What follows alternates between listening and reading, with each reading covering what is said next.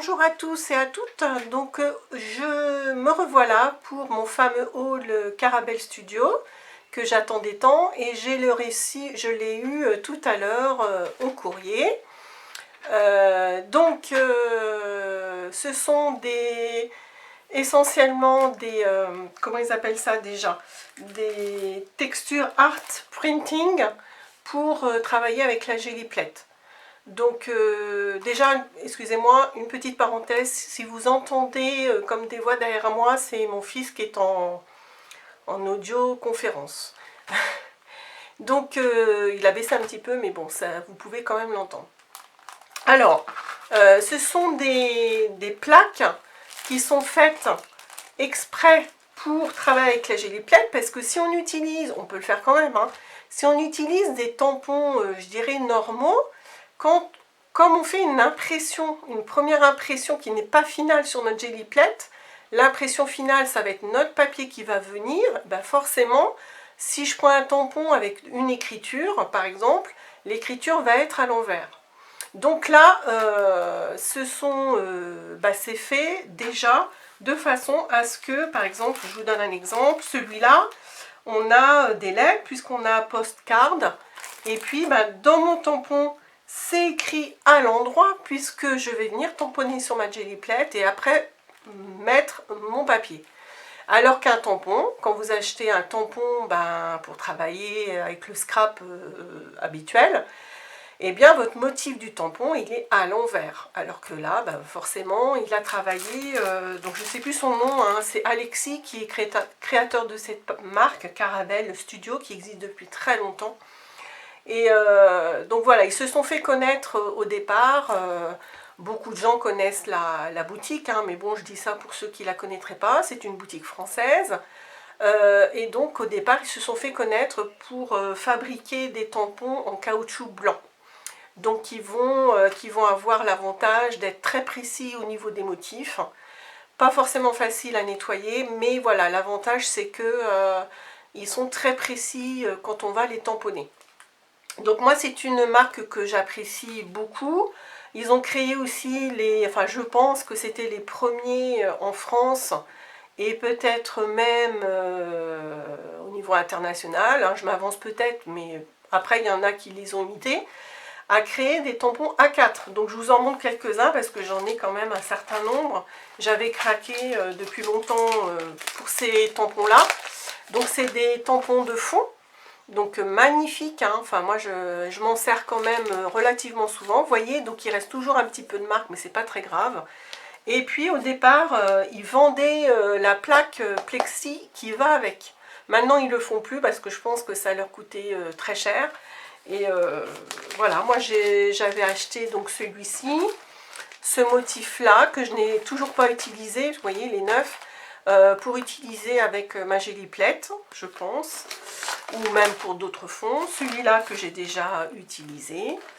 La belle pendule avec tout un travail de fond. L'arbre. La maison, enfin les maisons.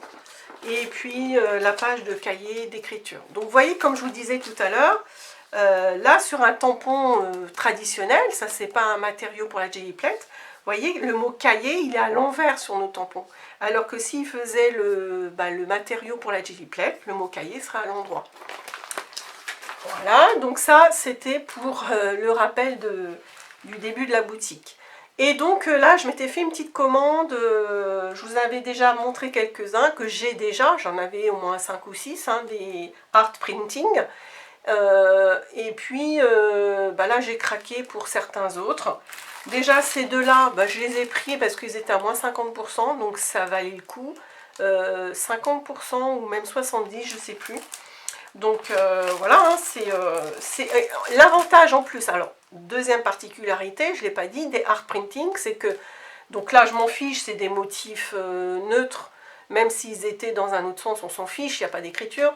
Mais donc ça va être, comme je disais au niveau des écritures, fait pour aller sur la Gelly Plate. Et deuxième particularité, c'est que c'est malléable. Voilà, parce que vous avez vu avec la Gelly Plate, on ne met pas forcément en carré, ça fait pas beau. Moi je prends, je mets des petits morceaux, voilà, on peut mettre juste une partie comme ça, et ça on ne pourrait pas le faire avec des tampons normaux. Donc voilà, moi j'ai pris ces deux motifs là parce que je les aurais certainement pas achetés à tarif fort, parce que c'est pas un motif qui me saute à l'œil, qui me saute aux yeux, qui m'intéresse. Mais voilà, je me suis dit, allez, je fais une commande, ils sont à moins 50, je les prends. Et donc les trois, je me suis fait plaisir, parce qu'il faut bien savoir que, voilà, je pense que ça doit être compliqué à fabriquer. Donc c'est bien dans les entre 12 et 15 euros, voire 16 euros, la plaque. Donc j'ai craqué sur, ça fait longtemps que je voulais m'acheter surtout ces deux-là. Donc moi je trouve que ça se prête sur pas mal pour la Jelly Plate. Alors je vais tester, puis je vais vous faire je vais vous montrer le résultat, ou peut-être la façon, je vais peut-être filmer pendant que je le fais, je ne sais pas encore. Celui-là que j'aime beaucoup aussi, postcard avec les papillons, l'écriture ancienne. Je me suis acheté celui-là, je me demande s'il n'était pas à moins 50 aussi. Ah oui, c'est ça, il y en avait trois, Il y en avait 3 à moins 50. Voilà, ça me revient. Donc ça valait le coup quand même. Donc j'ai dû les payer dans les 7 euros au lieu de 15 euros. Donc voilà, pas mal. C'est pour ça que j'ai fait une commande. Ça, je les ai achetés au prix fort. Celui-là, il était en rupture chez Craftelier. Donc je l'ai acheté chez Caramel.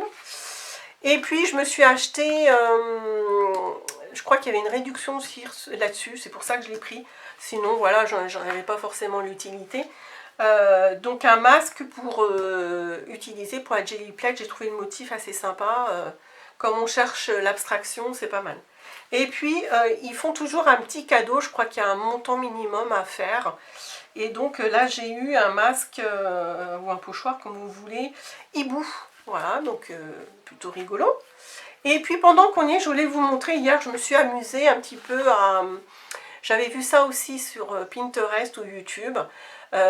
Pour la Jelly Plate, encore, se fabriquer soi-même des choses pour mettre des motifs. Donc l'idée, c'est de faire des coupes avec des perfos ou à la Big Shot dans du, vous savez, de la mousse créplat, des feuilles en mousse, pas trop épaisse pour que ça passe dans la Big Shot ou les perforatrices.